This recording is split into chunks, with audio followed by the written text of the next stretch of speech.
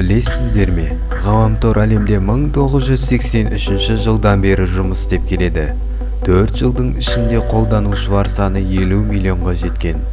Осыншама қолданушыға жету үшін ұялы телефондарға 75 жыл, теледидарларға 13 жыл, әлеуметтік желі ВКонтактеге бар жоғы 7 жыл қажет болған.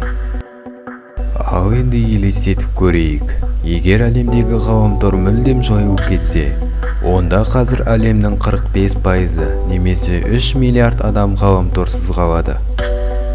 Күнделікті жіберілетін 247 миллион электронды хат өз жеріне жете алмай қалады.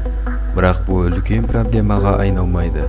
Себебі бұл хаттардың 80% спам болып табылады. Ғаламторда отыратын 2,5 сағатыңызды достарыңызбен кездесуге, кітап оқуға немесе сабақ оқуға арнауға болады.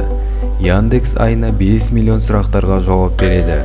Бұдан кейін қандай да бір сұраққа жауап алу үшін кітапханаға баруға тура келеді.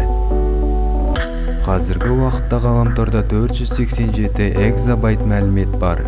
Бұдан сіз құжаттарыңыз бен сүйікті өлеңдеріңізді жоғалтасыз.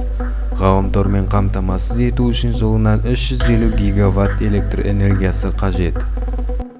Әлемде отбасы құру 20%-ға төмендейді. Себебі қазір әрбір 8-ші жұп ғаламтор арқылы танысады. Көптеген түсірілген видеолар YouTube желісіне жүктелмейді. Әлеуметтік желіге салынатын 3 миллиард суреттер пілмен пікірсіз қалады. Ғаламторда жұмыс істейтін көптеген адамдар ақшасыз қалады. Қазір ғаламтордағы дүкендер жылына 20 триллион доллар жұмсайды. Бұлар жабылғаннан кейін ақшаны қолданатын басқа тәсілдерді ойлап табу керек болады. Яғни ғаламторсыз өмір жақсы болғаны ма? Әрине жоқ.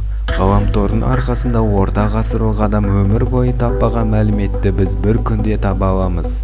Және де сіз дәл осы ғаламтор арқылы сүйікті каналыңыз Альянспен кездестіңіз.